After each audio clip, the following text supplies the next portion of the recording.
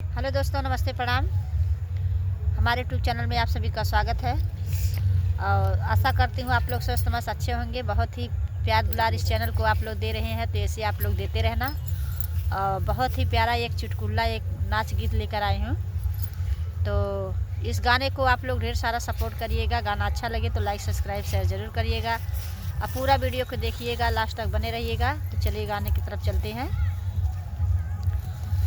मुरैया के खेत में, मुरैया के खेत में, पिया परदेसिया गए कौने देश में, पिया परदेसिया गए कौने देश में, गए कौने देश में, गए कौने देश में, पिया परदेसिया गए कौने देश में। सोने की थाली में जेवना बनायो, सोने की थाली में जेवना बनायो, जेवना न जेवै मुरैया के खेत में, मुरैया के खेत में, पिया परदेसिया गए कौने देश में, पिया परदेसिया गए कौने देश में। मुरैया के खेत में, मुरैया के खेत में, पिया परदेसिया गए कौने देश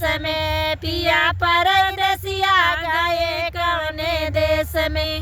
लोटा गिलासी कई गेड़ुआ भरायो, लोटा गिलासी कई गेड़ुआ भरायो, गेड़ुआ न घोटे मुरैया के खेत में, मुरैया के खेत में, पिया परदेसिया गए कौने देश में, पिया परदेसिया गए कौने देश में। मुरैया के खेत में, मुरैया के खेत में, पिया परदेसिया गए कौने देश में।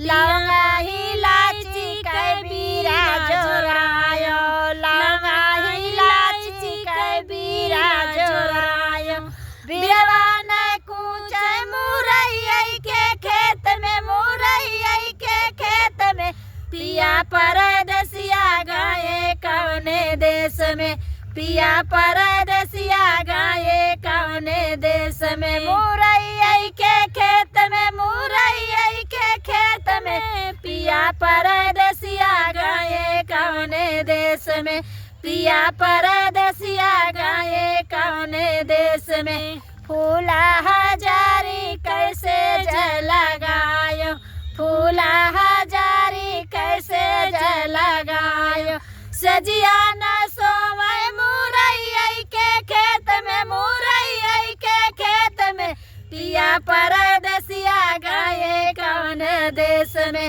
राजा परदेसिया गए कौने देश में, सैया परदेसिया गए कौने देश में, बलमा परदेसिया गए कौने देश में।